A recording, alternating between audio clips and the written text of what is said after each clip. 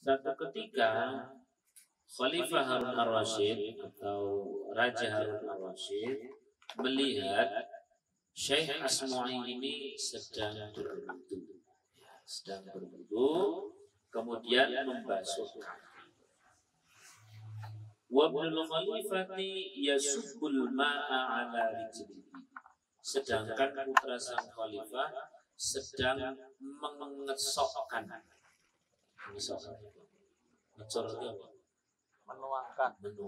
menuangkan air pada kakinya, ikunya dikecil, pada kakinya Syekh Asma'i. Jadi Syekh Asma'i itu pas membasuh kaki, yang menuangkan airnya itu adalah putra raja yang disuruh mondok di tempatnya Syekh Asma'i. Terus bagaimana? Fa'atabal khalifatul Asma'i fi dhalik. Fa'atabal khalifatul Asma'i fi dhalik. Kemudian Syekh Asma'i ditegur oleh khalifah atas hal tersebut. Ditegur oleh khalifah atas hal tersebut. Jangan dihilang banget, tetap dikit-dikit aja. Negurnya bagaimana? Innama ba'athu ilaika litu'allimahu wa tu'addibahu.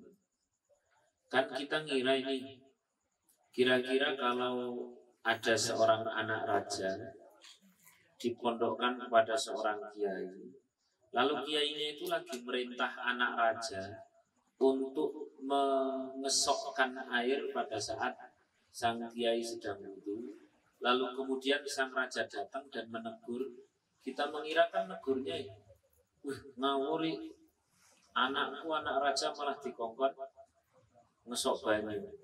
Ternyata negurnya tidak seperti itu. Negurnya adalah innama ba'athu ilaika litu'allimahu wa tu'addibahu. Wahai Syekh, saya datangkan putra saya ke sini untuk mondok itu litu'allimahu, untuk belajar ilmu, wa tu'addibahu, dan untuk kau ajari adab. Falimada lam ta'murhu bi ayyusabbal ma bi hidayatayhi. Kenapa engkau tidak menyuruh anak saya ini untuk mengesokkan apa mau? Menuangkan air dengan tangan yang satu, wa yaghsilu bil ukhra rijlaka, dan tangan yang satu anak saya ini untuk membasuhnya, dengan tangan yang satu membasuh kaki engkau. Jadi simpelnya adalah level anak raja saja kalau sudah mondok disuruh manut sama kiainya. Padahal level anak raja. Satu ketika sang raja sedang datang ke situ saja, hanya sekedar diperintah untuk menuangkan air, ternyata sang raja tidak puas. Harusnya wahai kiai, harusnya wahai guru, jangan cuman untuk menuangkan air, sekalian suruh musuki apa?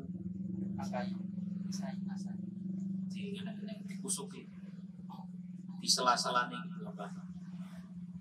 Ya pokoknya kuwi kaki di sang kiai disuruh oleh sang raja, agar putra sang raja tadi itu tangan kanannya yang menuang air, tangan kirinya yang disuruh ngosok-ngosok. Nah, ngosoki kok. Intinya begitu. Itu padahal anak raja. Kalau ngaji saja dalam rangka mendapatkan ilmu yang berkah, maka hal itulah yang dilakukan. Wa min ta'dhimil ilmi, dan sebagian dari mengagungkan ilmu, ta'dhimal kitabi, yakni mengagungkan kitab. Jadi menghormati ilmu, bagian dari menghormati ilmu adalah menghormati kitab. Fa yabghi li talibil ilmi alla ya'khudhal kitab illa bit taharah. Maka seharusnya bagi seorang pencari ilmu jangan memegang kitab kecuali dalam kondisi apa? Suci. Masih punya wujudnya? Ya. Satu atau dua wujudnya? Bisa dua, corona terus wudu ini langsung telu bungku mana? Tidak bisa jadi. Ya. Jadi kalau pegang kitab selalu punya wudu. Lalu kalau HP kita itu isinya ada kitabnya bagaimana? Pada saat kita buka aplikasi itu idealnya pas kita suci. Tapi pada saat tidak membuka aplikasi itu ya terserah. Mau dalam kondisi terlalu suci itu jauh lebih bagus.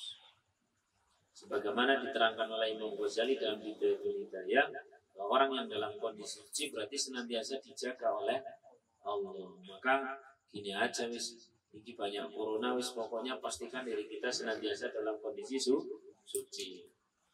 Maka insya Allah kita terbebas dari wabah itu. Kalau mamanya kena, ya husnul khotimah. Walaupun udah lucu itu maksudnya. Yang penting kan husnul khotimah. Gue ketemu senang dalam kubur. Amin Allahumma. Ora amin. Amin Allahumma. Ora amin. Wa hukiya an Syekhil Imam Syamsil A'immatil Halwani. Dan diceritakan dari Syekh Al-Imam Syamsil A'immah. Syamsil A'immah itu maksudnya mataharinya para imam. Jadi beliau sedemikian berpengaruh di antara para imam. Syekh Al-Halwani namanya Syekh Al-Halwani. Bahwa beliau berkata, Innama niltu hadzal ilma bita'dhim. Itu yang pada streaming, suara saya jelas? Sudah dicek suara saya jelas? Innama niltu cek tes Innama niltu hadzal ilma bitta'dil. Sesungguhnya saya mendapatkan ilmu seperti ini adalah dengan cara mengagungkan, bukan sekedar belajar tok. Kecilin dikit anunya, ikunya. Dan cek. Nah, ada sedikit. Sesungguhnya saya mendapatkan ilmu seperti ini bukan melulu dengan belajar, tapi juga dengan mengagungkan.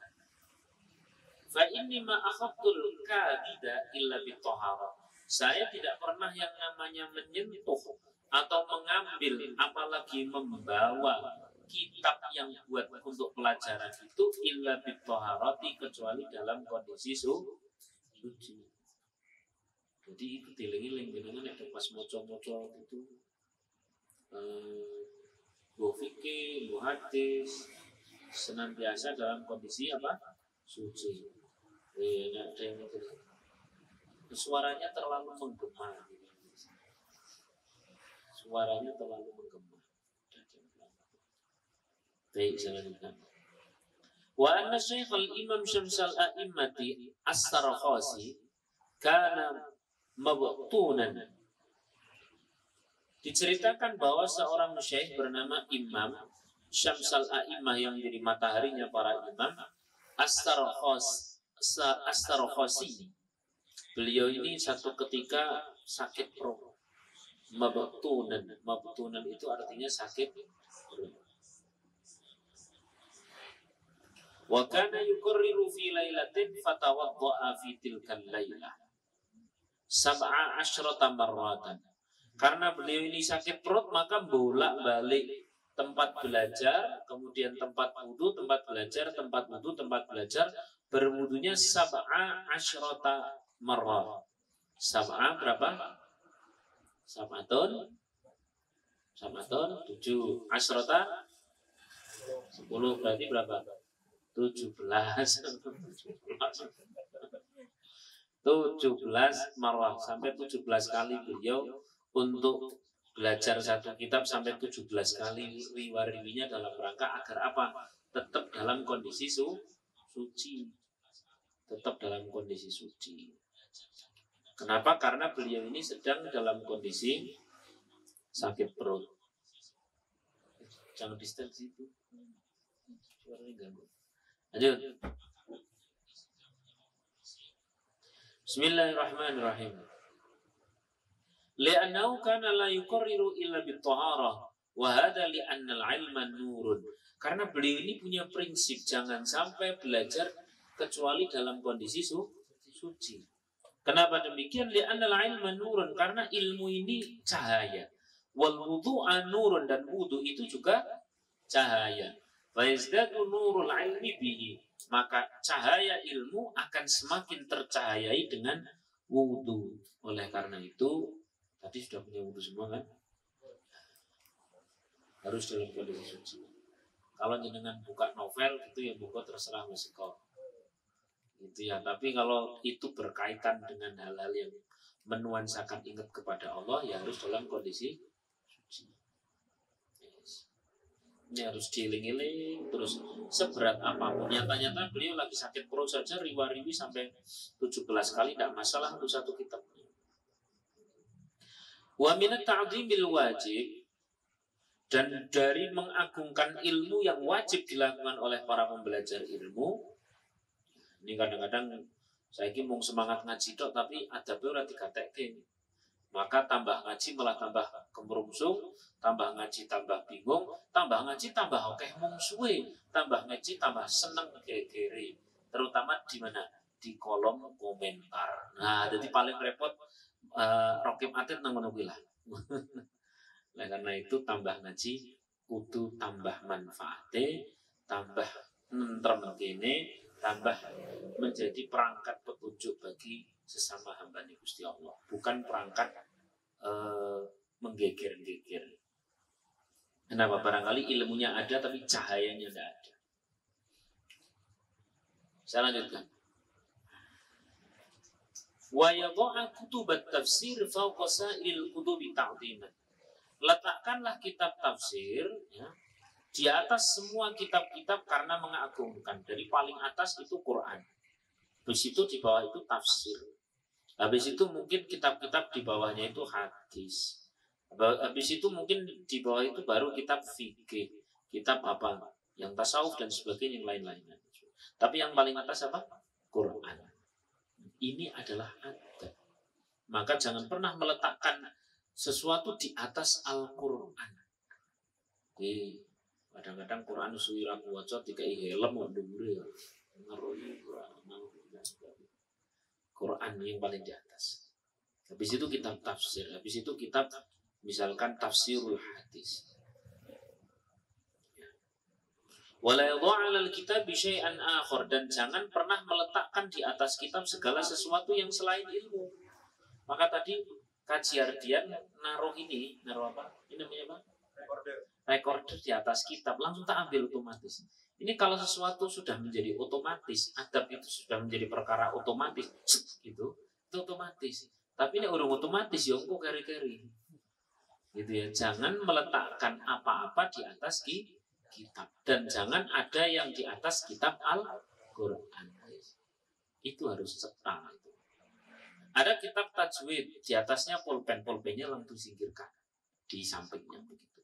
Ada kitab Quran, di atasnya kok ada kitab misalkan fikih-fikihnya langsung taruh di bawah. Ini adab. Adab. Al-adab fauqal ilmi. Adab itu adalah bisa lebih tinggi dari apa? Ilmu itu sendiri. Apalagi kok yo sama-sama kitab tapi yang paling dhuwur apa? Kitab primbon. Oh iya banyak. Nah, itu penting sekali itu. Ada kitab di sini. Terus atasnya HP itu, tapi HP saya kan ada kitabnya. Lah kalau masalah HP Mas, walaupun di sana ada Qur'annya, walaupun di sana ada hadisnya, itu bukan tulisan. Pernah ada dalam Bahsul Masail bahwa kitab-kitab yang ada dalam HP itu karena bukan tulisan dan dia hanya bersifat sinar, maka pada saat sedang tidak dibuka aplikasinya itu, dia hanya berfungsi sebagai mesin biasa. Paham? Tapi kalau pas dibuka baru dia berfungsi. Itu menurut sebagian ulama yang paling hati-hati. Tapi di pendapat yang lain HP ya HP saja. Mungkin ono kitabnya kayak gitu, ada Qur'annya dan sebagainya, jangan pas buka aplikasi kayak gitu terus ke bawah ke kamar mandi, jangan sampai gitu ya. Kalau pas kira-kira mau ke kamar mandi, aplikasi-aplikasi seperti itu tutup dulu. Ini adab. Adab itu yang berbicara rasa, ya. Jenengan rasanya pas dah. Misalkan lagi buka aplikasi Quran, terus kemudian tiba-tiba ada panggilan langit lah, ules gitu, terus kamar mandi, Ini tidak ditutup dulu, nggak dibuang dulu, nggak disingkirkan dulu ini aplikasi Quran tiba-tiba langsung di layarnya ditutup set. Ini terus kemudian masuknya ke bawah lagi. Kira-kira dirasa kita itu nyaman enggak? Kok nyaman? Berarti rasamu ora normal. Kudu ora nyaman. Kenapa lu Quran no? Wis. Lanjut.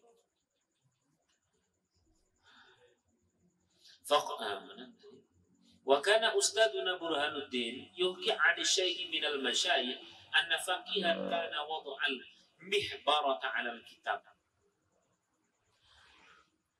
Guru kami Burhanuddin menceritakan dari gurunya bahwa zaman dahulu diceritakan turun-temurun dari para masyaikh, para guru besar zaman dahulu, ada seorang santri yang meletakkan kitab yang di atas kitab itu ada tempat mangsi apa? Mangsi tinta. Tintanya zaman dulu kan tidak ditutul tuh. Lagi sawono. Zaman saya masih mondok masih pakai kayak gitu betul. Baru buat nulis gitu. Faqala lahu bil farisiyati, maka sang guru mengatakan dengan bahasa Persia, burna ya ba. Apa artinya burna ya ba? Ora manfaat ilmune. Ini kitab misalkan ya. Di sini misalnya kitab, terus kemudian ada pulpen gitulah ya, pulpen. Atau di sini yang dikisahkan di sini mangsi. Udah taruh tinta, langsung sang guru itu simpel, burna ya ba, orang manfaat ilmu, orang bakal manfaat ilmu. Itu kenapa? Karena rasanya itu sudah rasa yang salah bila melihat ada kitab kok di atasnya ada barang lain. Oleh karena itu tidak beradab namanya. Lanjut. Wa kana ustaduna al-qadhi al-ajal fakhrul Islam al-ma'ruf bi qadhi hani. Ada seorang guru sekaligus qadhi, yakni namanya Fakhrul Islam, yang terkenal dengan Qadhi Khan, yaqul illam yurid bidzalikal istighfaf fala ba'sa. Kalau satu ketika kau meletakkan sesuatu di atas kitab karena sesuatu itu kepepet dan tidak ada niat untuk merendahkan, fala ba'sa, maka tidak apa-apa. Wal aula ay yataharraza anhu. Tapi tetap yang lebih utama, tetap jangan sampai naruh segala sesuatu di atas kitab, apalagi Al-Qur'an, termasuk tangan. Jadi kalau baca ini Qur'annya nih, misalnya kayak gini nih, ini posisi di atas, terus kemudian kita bacanya kayak gini nih. Ini misalkan, terus ini kita lagi baca. Jadi dibuka, jegret, begitu dibuka, terus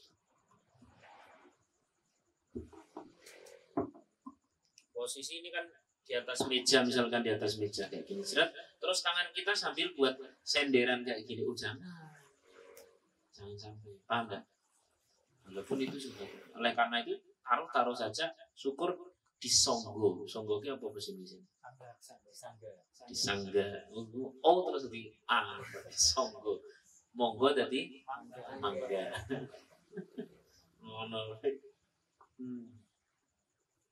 Dah, saya rasa cukup. Ini ngaji ta'lim al-Fatihah. A'udzubillahi minasyaitonir rajim. Bismillahirrahmanirrahim. Alhamdulillahirabbil alamin. Arrahmanir rahim. Maliki yaumiddin. Iyyaka na'budu wa iyyaka nasta'in. Ihdinas siratal mustaqim. Siratal ladzina an'amta 'alaihim ghairil maghdubi 'alaihim waladdallin. Amin. Nah, sekarang ngaji kitab Unwanul Hikam. Kalamnya keberapa? 54 ya.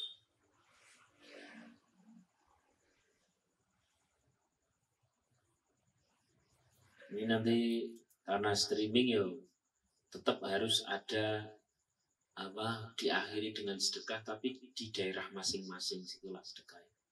Maksud saya begini, kan dulu kita pernah sepakat bahwa salah satu ngikat ilmu agar bermanfaat dan tidak terkena bala ilmu. Apa bala ilmu? Itu lupa. Apa bala ilmu? Ilmu yang tidak manfaat itu namanya bala. Biar menolak bala, usai ngaji itu sebisa mungkin sedekah. Nah kalau biasa kita sodakohnya pada saat di Masjid Gracia gitu, nek pas streaming kayak gini nih, nanti sedekahnya di mana kanan kiri lah begitu.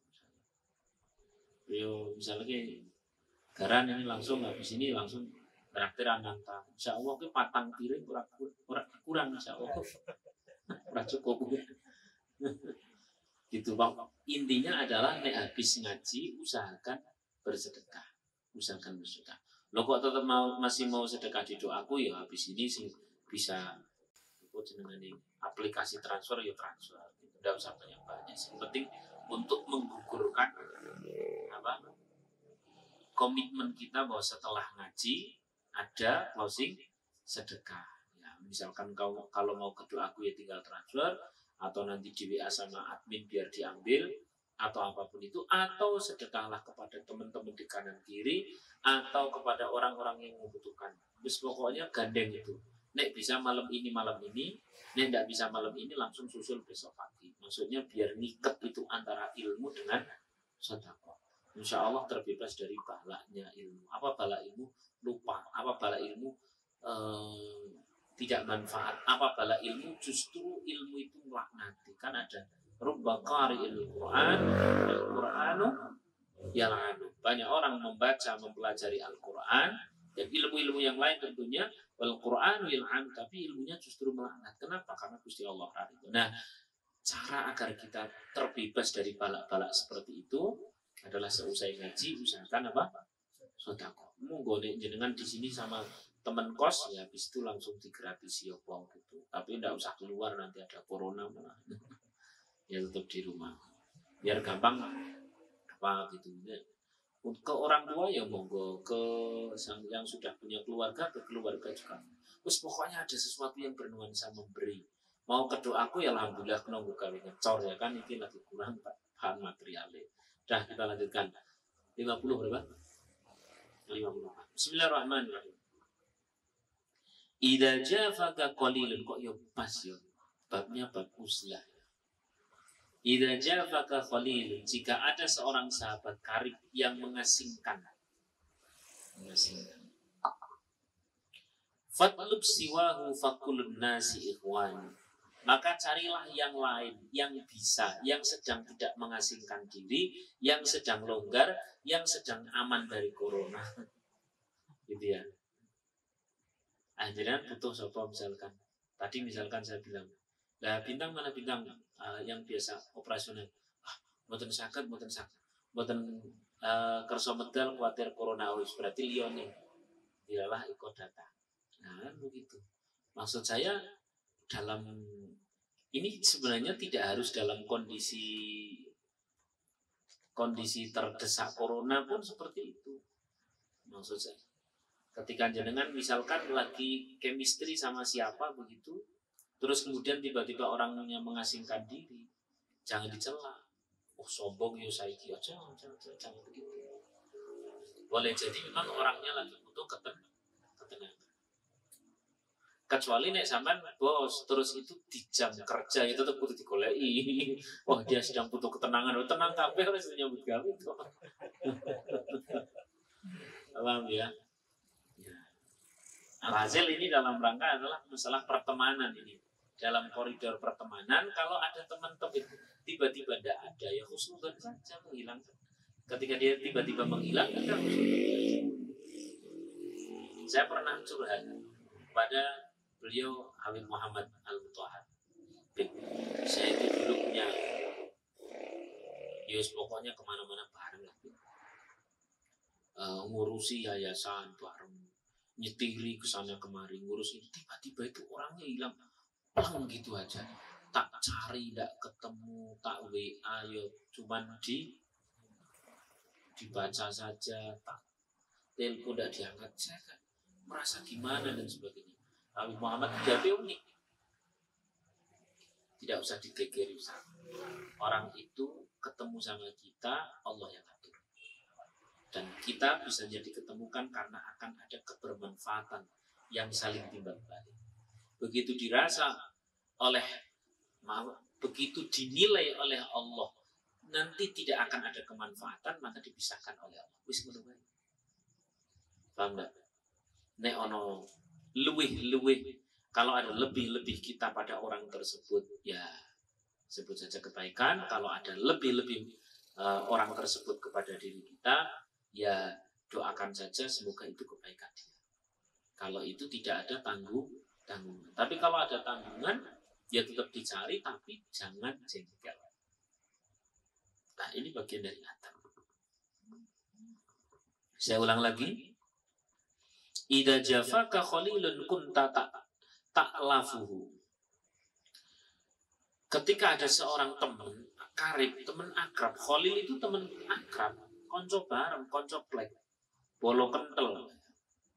Lalu tiba-tiba kok renggang karena sesuatu atau tidak karena sesuatu, maka jangan pernah engkau membuat sebuah definisi buruk pada orang tadi. Kenapa? Yang rugi diri kita sendiri.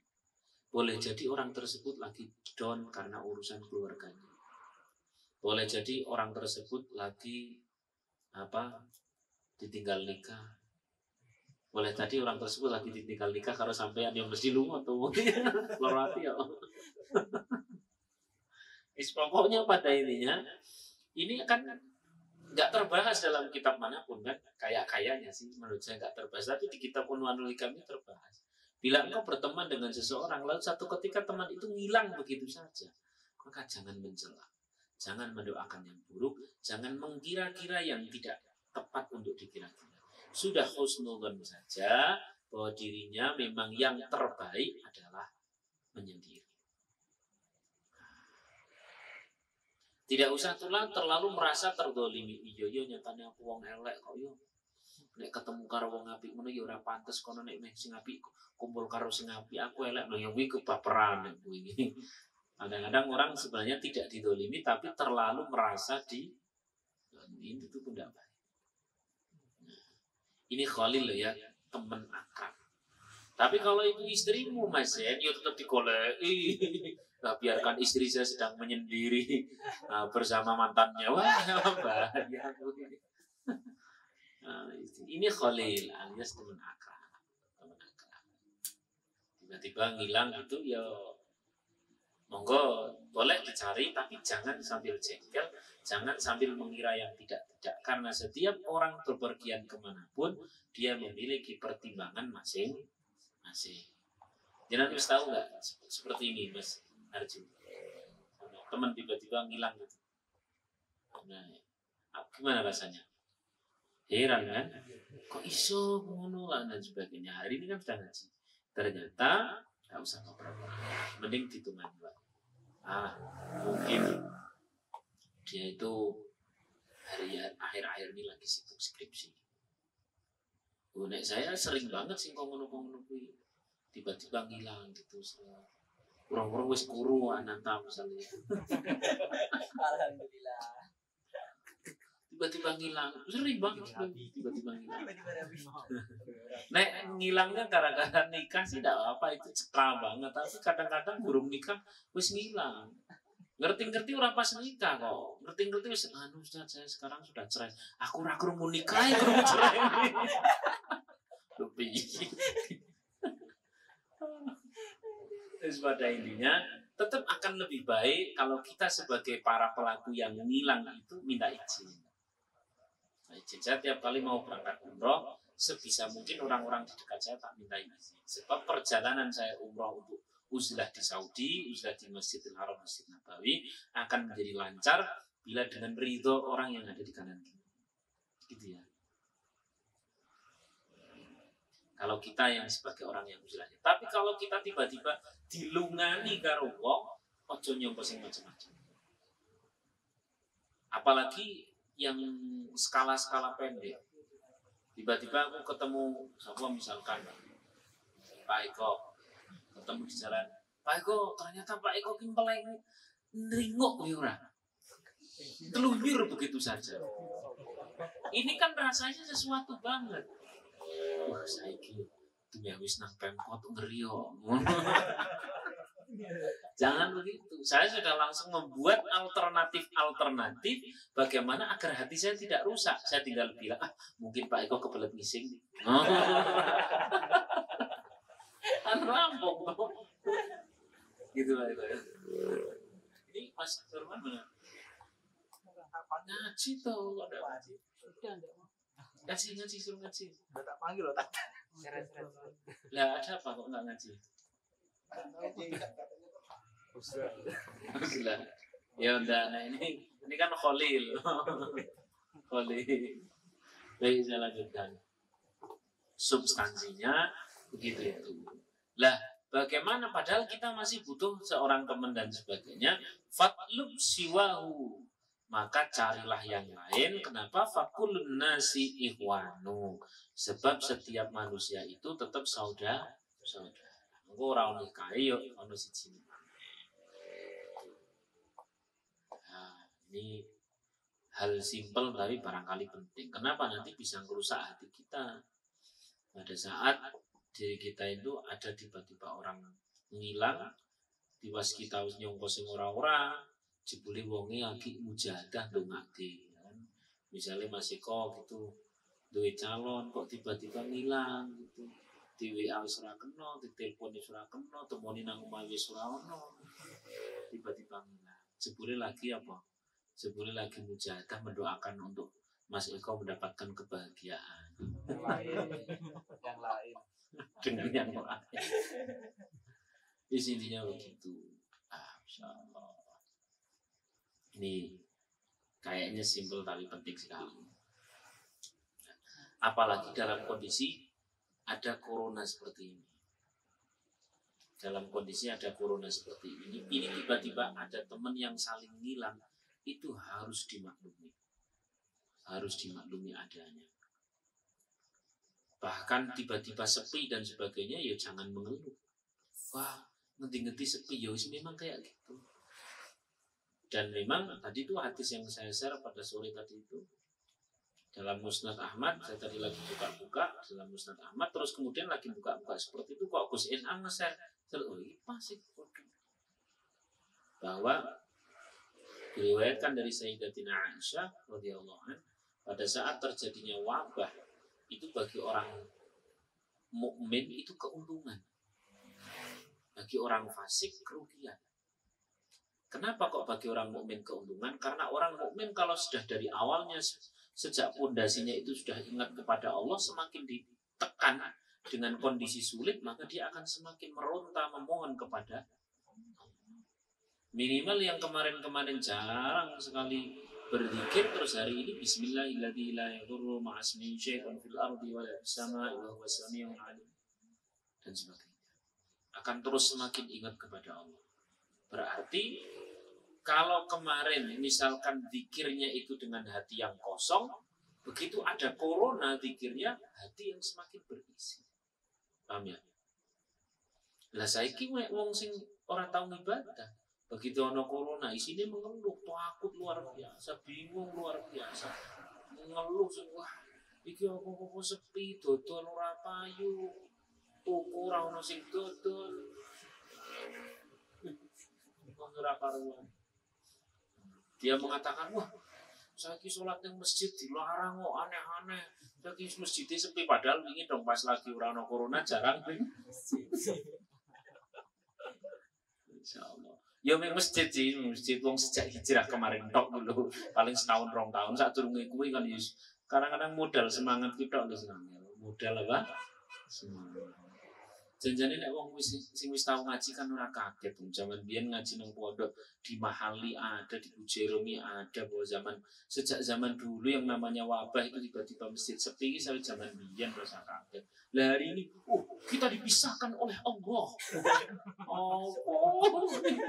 Manusia kagetan. Kumunan. Kan memang dari dulu begitu. Jangankan kok sampai ada wabah, wong sekedar jalan becek dan sebagainya, hujan lebat saja tidak Jumatan itu tidak apa-apa. Ala salat ala yusalluna fi buyutikum kama qol ya. Salatlah kalian di rumah kalian gitu. Adzan yang tadi hayya ala salat. Itu kan hal biasa pada zaman dulu. Kenapa saiki wong do kaget luar biasa. Biasa. Wah, ini adalah tanda-tanda kiamat yang sudah semakin dekat, tinggal rongkilan. Tinggal rongkilan. Alhasil simpel saja. Secara hukum fikih Bahkan fatwa-fatwa ulama-ulama nasional maupun internasional ya begitu, kalau saat ada wabah lebih baik apa? Uzlah. Bahkan orang yang sabar dalam kondisi uzlah menyendiri, dalam kondisi lagi ada wabah seperti ini kok meninggal, maka dia mendapatkan pahalanya orang yang mati syahid.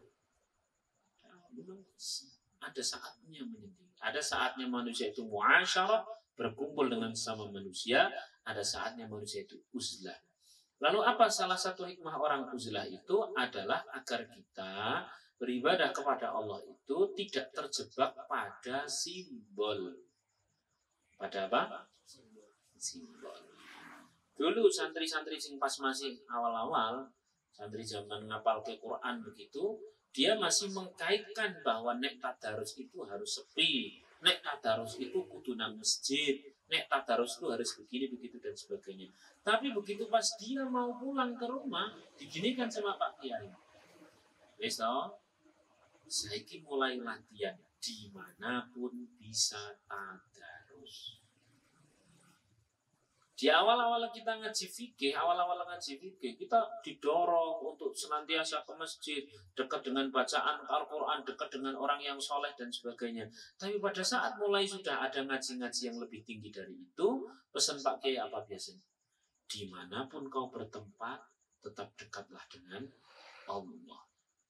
Berkumpul dengan siapapun kau mau baik atau mau berkumpul dengan orang yang buruk, tetaplah baik. Alhasil muqarrabah kita, taqarrub kita kepada Allah ini akan lebih tidak tergantung oleh simbol apapun. Paham enggak? Ya dulu kan yo nek nganggo klambi kong ini dadi ini cedak karo Gusti Allah, nek masjid jadi cedak karo Gusti atau karo masjid atau karo Gusti Allah. Itu kan simbolistik banget. Lah adanya Allah Subhanahu wa taala menjadikan saat-saat manusia untuk beruzlah itu agar apa? Agar manusia itu bukan fokus kepada makhluk-makhluk Allah bernama masjid, mushaf, orang-orang yang soleh dan sebagainya. Dia sudah mulai dilatih untuk memiliki iman yang mandiri, yang tidak tergantung. Dia tetap baik ketika tidak tergantung oleh lingkungan yang baik. Dia tetap zikir, tidak tergantung oleh masjid. Dia tetap ingat Allah, tidak tergantung oleh situasi-situasi. Agar apa kok orang diberikan kondisi uzlah? Simpel jawabannya adalah agar manusia itu dekat dengan Allah tanpa simbol. Karena simbol itu satu waktu itu dibutuhkan. Kita butuh dekat ke masjid untuk dekat kepada Allah. Tapi satu ketika Allah Subhanahu wa taala membuat kita jauh dari masjid, tidak boleh menjadi alasan untuk kita jauh dari Allah, alias tetap dekat dengan. Kalau bahasanya Gusmus, bisa kok kamu ini ibadah di rumah kok. Kaya ini kok orang nang masjid terus ra iso ibadah. Nah, berarti ibadah kita masih kekanak-kanakan dengan masjid. Engko nek Gusti Allah wis ngei kondisi longgar maneh monggo ke masjid maneh. Tapi untuk kali ini maka ibadahlah di rumah. Gitu. Wis cekak atau belum? Nanti kalau sudah mulai kondisi sudah mulai aman dan sebagainya, alhasil ada waktunya masing-masing. Yes. Nah, terus sekarang masjid itu ini suruh sing ini dan sebagainya, begini Mas Mbak rahimahullah. Simpelnya itu adalah ikhtiar itu harus dijadikan sebagai ibadah. Misalkan Mas jenengan kenapa kok pakai hand sanitizer? Kenapa Pak? Niat membersihkannya untuk apa? Untuk tidak terkena virus. Aslinya itu niat yang agak masalah itu. Rotok kriminal piye gitu. Harusnya begini, saya niatnya untuk ikhtiar. Ikhtiar itu apa? Ikhtiar itu ibadah. Jadi saya pakai hand sanitizer. Ini awas bedakan. Kegiatannya sama, niatnya beda, bisa antara bumi dan langit begini. Saya pakai apa tadi? apa? Hand sanitizer. Gitu. Kalau niat saya adalah menghindar, menghindar dari virus tok, tidak ada niatnya ibadah, ini rotok masalah.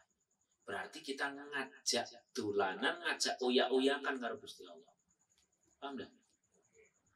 Tapi kalau kita niat pakai itu adalah, oh ternyata saya ini orang yang bisa terkena sakit.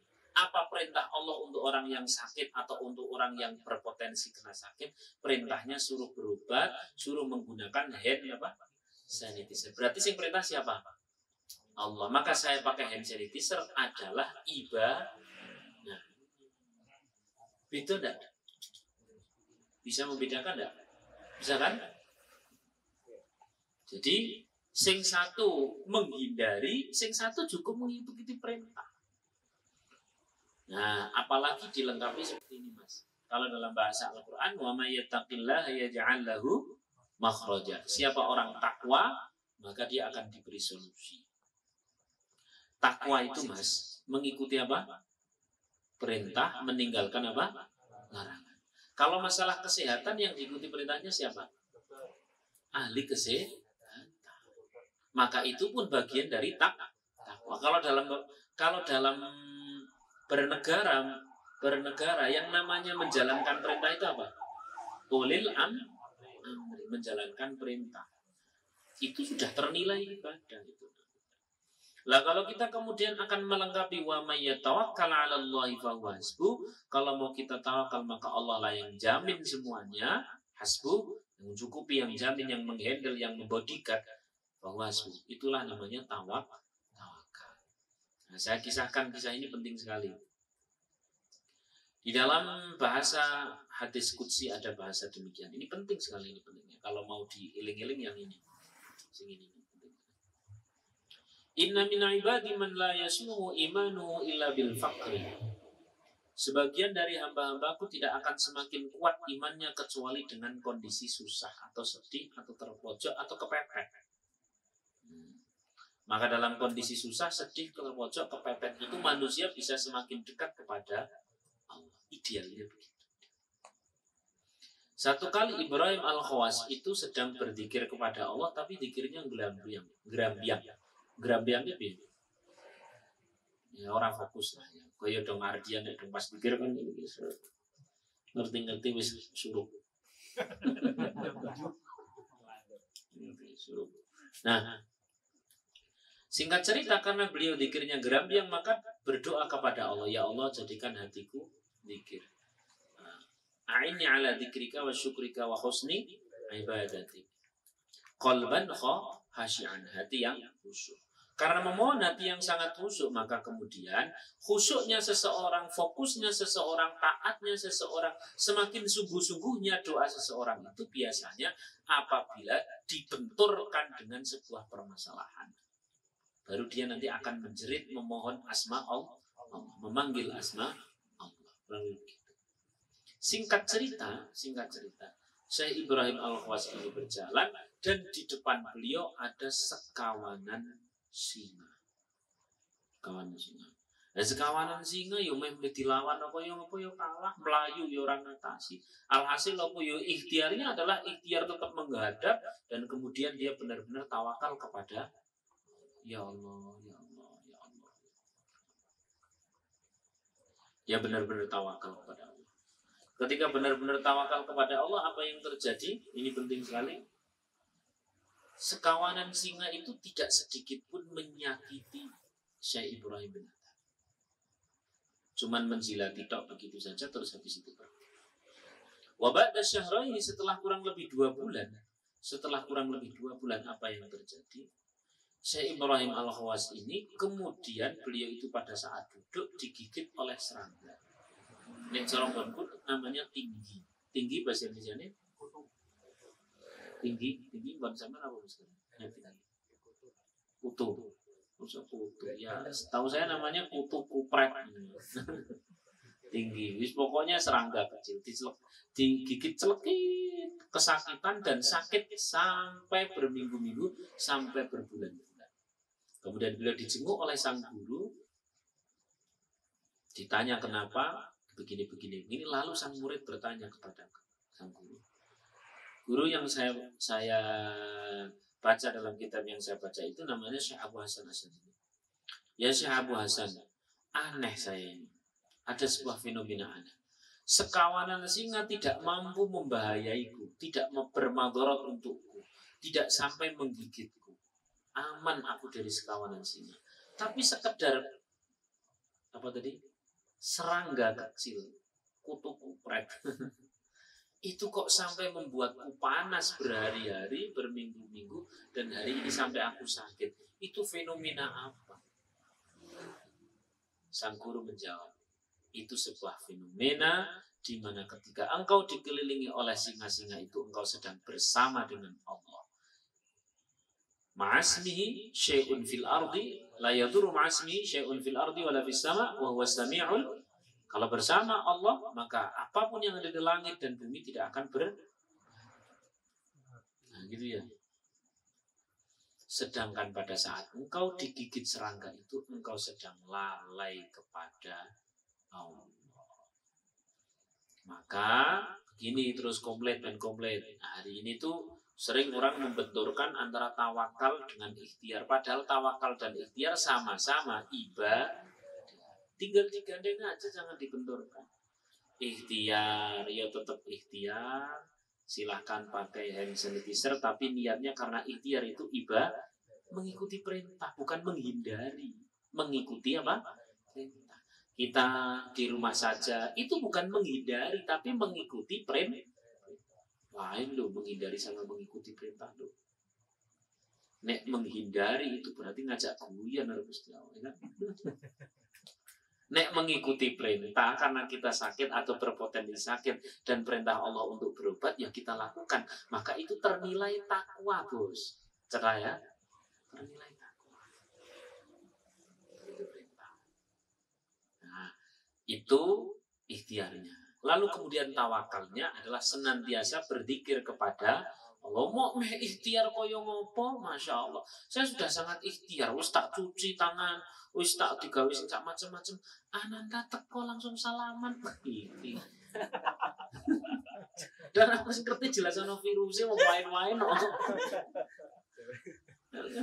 Berarti nek ikhtiar tok jelas ora cukup. Paham enggak?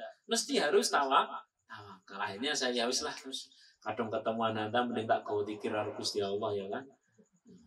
Jadi seperti apapun kita ikhtiar tetap akan ada kurang, maka lengkapi dengan tawakal. Dan ikhtiar sama tawakal itu saling melengkapi, bukan saling terbentur. Itu saya. Maka mengasingkan diri bukan dalam rangka menghindari, tapi dalam rangka apa? Ibadah. Jadi nang omah ya iso zikir. Ya barangkali zur, gimana bahasanya? Gimana? Datanglah agak jarang karena sesuatu, maka nanti pada saat sudah dipertemukan akan semakin rindu gitu. Bahasa Arab mau kayak nanti asal dicah pondok. Yes, kuilah. Hari ini kita kalau Jumatan, ya yang mau Jumatan ya monggo, ada dasarnya. Yang tidak Jumatan sholat zuhur di rumah juga sama-sama punya dasar. Sama-sama punya dasar. Yo sing aku. Masjid sepi itu sedih. Jauh lebih sedih lagi. Wis jelas lagi ono corona kok ngene iki geger, ini lebih menyedihkan lagi. Paham dah? Harusnya tobat atau malah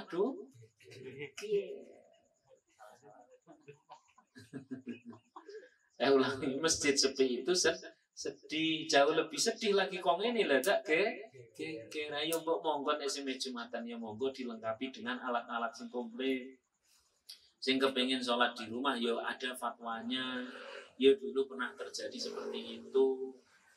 Sama-sama punya argumen, tinggal saling menghormati. Dan antara ikhtiar dan tawakal sama-sama penting, saling melengkapi. Jam berapa ini? 9. Kurang 5 ya, saya rasa cukup. Kitab yang terakhir.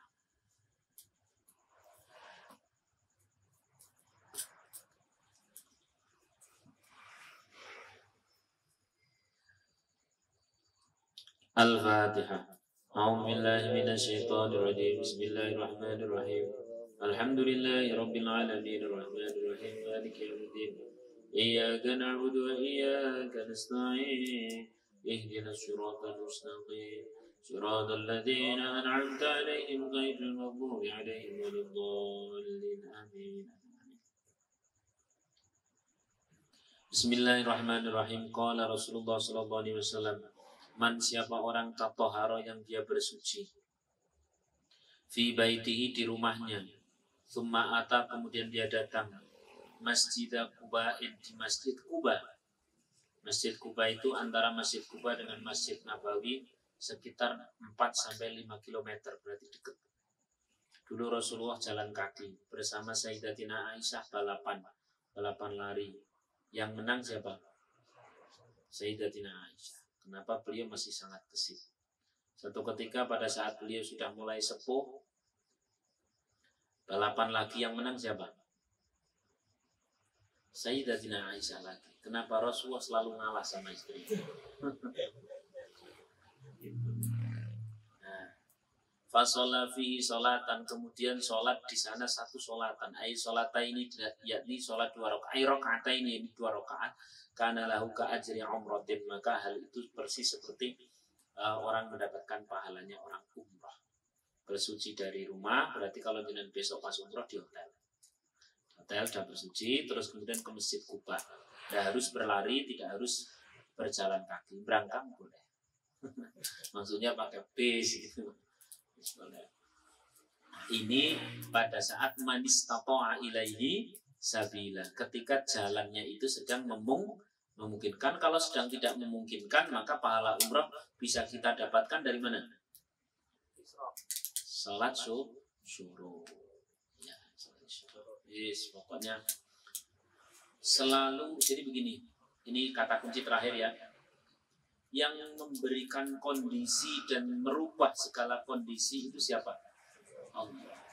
Maka kalau Allah yang memberikan kondisi demi kondisi yang berbeda-beda, Allah pula lah yang ngasih solusi yang berbeda-beda sesuai kondisi masing-masing.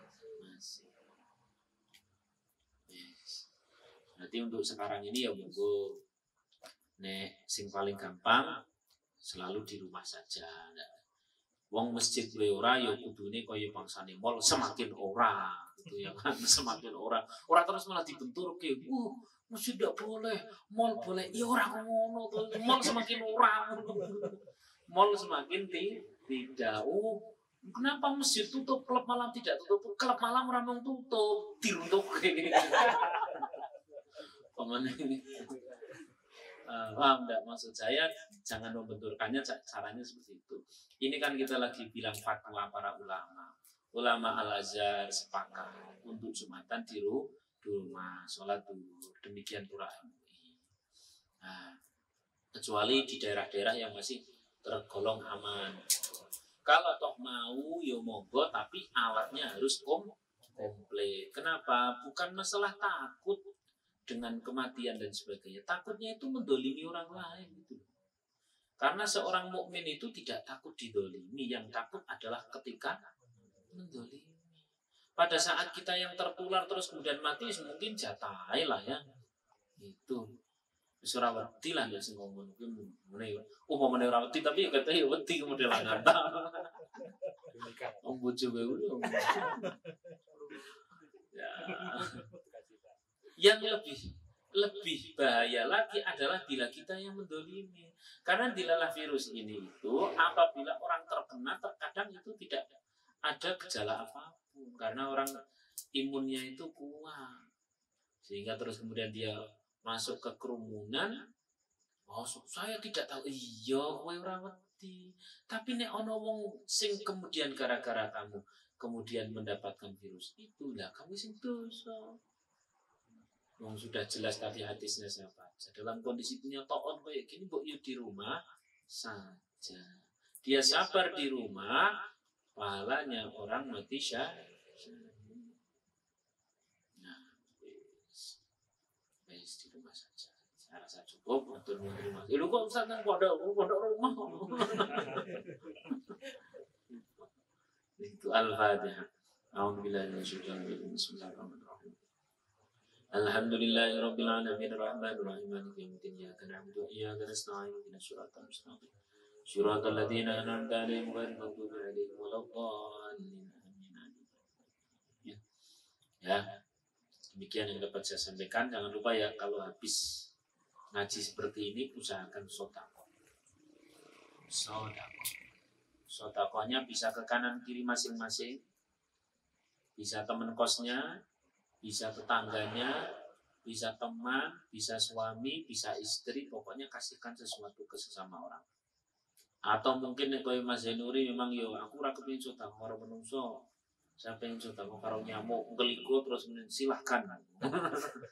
Wis pokoke intinya berbuat baik, berbuat baik. Lho kok ada yang mau sedekah ke pondok jadi dipersilahkan, nanti Bu carane mau ditransfer lewat admin atau apa monggo, itu juga nanti bermanfaat, sama-sama manfaat.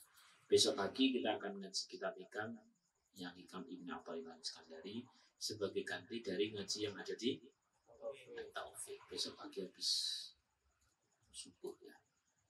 Mari kita berdoa. Bismillahirrahmanirrahim. Alhamdulillahirabbil alamin hamdan yuwafi ni'amahu wa yukafi mazidah. Ya Rabbana lakal hamdu kama yanbaghi li jalali wajhika wa 'azimi sultanik. Rabbana zalamna anfusana wa illam taghfir lana wa tarhamna lanakunanna minal khasirin. Allahumma adfa' 'anil ghala'a wal waba'a wal fahsya'a wat ta'una wal munkara wal mukhtalifata ma dhahara minna wa ma batan ya Allah min baladina hadha khassah wa min buldan